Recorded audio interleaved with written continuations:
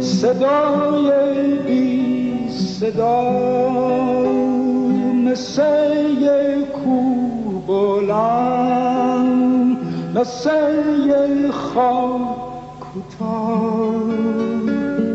یه مرد بود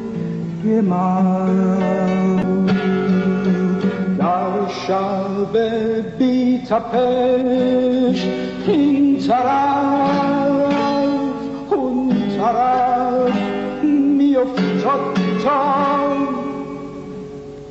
بشنفه